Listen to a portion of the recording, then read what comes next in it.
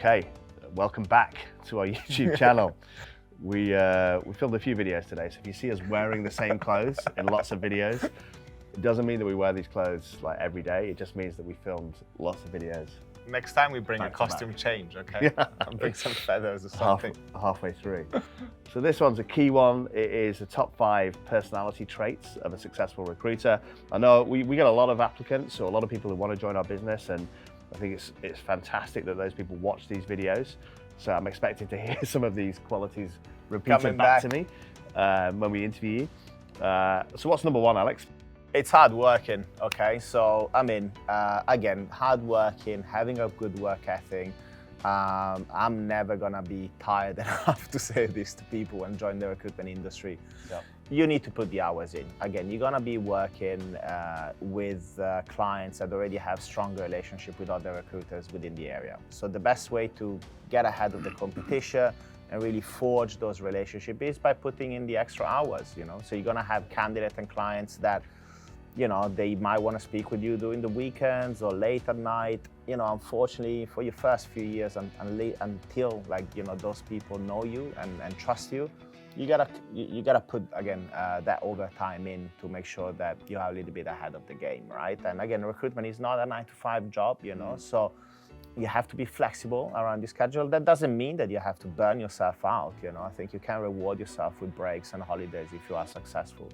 But, you know, you have to be prepared to put the grind in at the beginning of your career, because hard working is really the foundation on how you're going to build your career. Yeah. I think number 2 is, this is, you know, slightly more difficult to develop. I think you need a reasonable amount of emotional intelligence.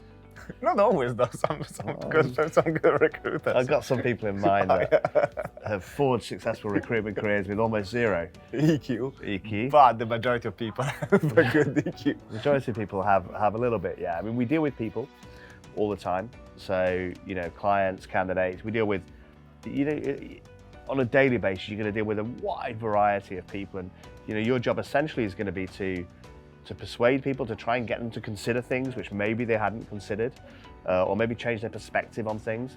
And I think if you're going to be really good at doing that, it helps if you have a decent level of EQ. Yes, you know, and being able to relate to people that maybe they are older, younger, different nationality, different personality with you. That different stages in their career, right? Yeah. And understanding everything around that and be able to relate to that. That's extremely important as well. Okay, so point number 3 is, and don't take this the wrong way, I think you need a little bit, in any sales job, I think you need a little bit of aggression. And that doesn't mean that you are aggressive to other people, to your clients and your candidates, or internally. It just means you have to have that little bit of fight inside, I think, right? You know, there's going to be times when things look lost or a deal looks lost and you might feel like giving up. But I think, you know, those really successful recruiters are the ones that occasionally bring that deal back from the dead because they just refuse to give up, or they see the potential in a candidate and they just refuse to let the client reject them. They fight the corner for that candidate, or they fight the corner of a client in persuading a candidate to maybe apply, because they know that once a candidate gets in front of the client, they're going to actually love it despite what the image is. So I just think having that bit of fight inside, not accepting when you really believe in something, not accepting a no is a crucial quality to being a recruiter. And that turns you into, you know, maybe you're a 30-year biller, but that 30 million a year biller, but that extra bit of fight can transform you to a 50 million a year biller. Absolutely, yeah. I think fighting a little bit, you know, recruitment, you need to have, as Matt said, a little bit of that fight, that aggression in you, right? You know, whatever you're fighting a client on an offer, you know, you want to get a better offer for your candidate because you know that extra money is gonna help you close that deal, or whatever you fight the candidate again on persuading to go to an interview, whatever it is, but you need to have a little bit that fighting spirit in you. So point number 4, right? I think point number 4 is you need to be motivated, right? So whatever your motivation is, right? Most of the time, again, you know, people that join the recruitment industry, there has to be an aspect of you know, financial reward or financial freedom, right? We're working in sales. This is a sales job, so you need to enjoy that part. But not all the time, you know. Like personally, I've never seen like the financial reward has always been a consequence of my success. I always enjoyed the other part of the job. But certainly, you need to have something in you that drives you and keeps you upbeat every day when you come to the office, right? Whatever it is, again, the financial freedom or the career progression.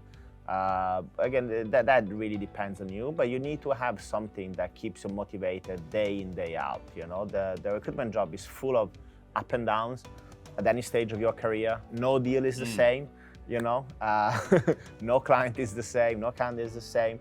So I think the job can keep you motivated, but usually the really people that succeed have that inner spirit and inner motivation that get them through the tough times, basically. Yeah. I think the last one the last quality we want to consider and what we look for in somebody is, it's a bit more difficult to define, right? Somebody who is a winner, right? Somebody who wants to win and wants to succeed, and it's kind of linked to motivation to a certain degree. And I'm actually going to quote Donald Trump. All right, go for it, man. Now, and you know, without wanting to get into any politics on the top 5 series, I don't think that's appropriate. But there is one thing that Donald Trump said, and he said, Alex, I don't know whether you know this quote. Yeah, no. That there's no such thing as a win-win. So even when both parties are seemingly happy, somebody's always won. Yeah, absolutely. Somebody's always won. And I think maybe that kind of encapsulates the kind of quality we look for in a successful recruiter, that, you know, you always just want to come out on top.